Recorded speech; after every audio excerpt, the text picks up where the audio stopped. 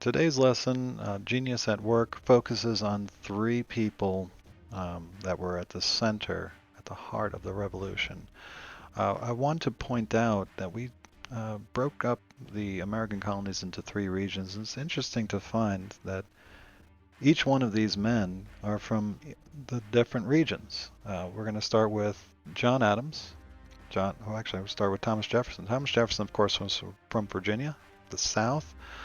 Um, he was a scientist, farmer, scholar, lawyer, architect, musician, inventor, educator, writer, and statesman. I mean, he just goes on and on.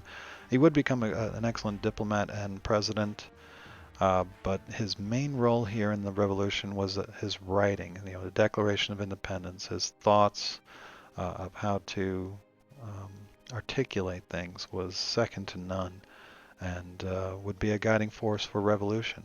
He was not a fan of the British Empire and would be very sympathetic towards France as time would go on. Was instrumental in their revolution that happened right after ours. And then we come to John Adams. John Adams, of course, is from Massachusetts, New England area, and he is more of the firebrand. He is more of the yeller, the speaker, the one that's riling up people up and getting them together and making decisions behind the scenes. Remember we talked about that he was the one that nominated George Washington to lead the Continental Army. He asked Thomas Jefferson to write the Declaration of Independence. I mean, he just had a keen eye for talent and always trying to put the right people in the right place, and was a driving force for the revolution. The intellect may have lay with Thomas Jefferson, but the heart, the spirit, came from John Adams. And then Ben Franklin, who really gave the revolution a sense of legitimacy. That somebody that he was the most famous American around the world. Everybody knew of Benjamin Franklin and all the things that he did. What we don't know too well about his history is that he had 16 brothers and sisters. He ran away at the age of 17. He started his own newspaper.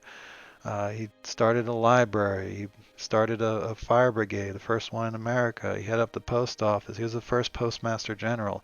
He invented and did experiments with lightning that led to the science of electricity. I mean, everybody wanted to talk to Benjamin Franklin about his thoughts on electricity.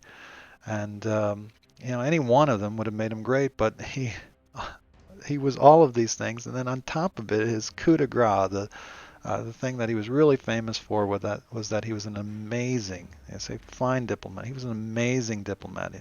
When we talk about the war, he goes off to France, and he is the one that brings France to our side. And with France's help,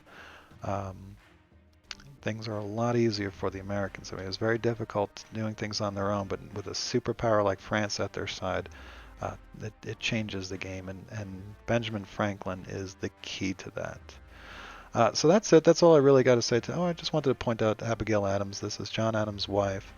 Um, just an amazing, when you talk about feminists, this is a true feminist. She continuously writes to her husband while they're doing the Declaration of Independence and getting these, and she continues to go after him about remember the ladies, give them rights too. Um, she wasn't successful, but her words and her spirit lived on and continued throughout history and became an inspiration for future feminists to get their equal rights in society and really just political rights, being able to have representation and the right to vote. Having women's suffrage was very, very important. So just wanted to point her out as well. But that's it. Just these three guys. Just notice what their contributions were to the revolution and where they're from. Interesting, from each of the three regions. Thanks for watching. Have a great day.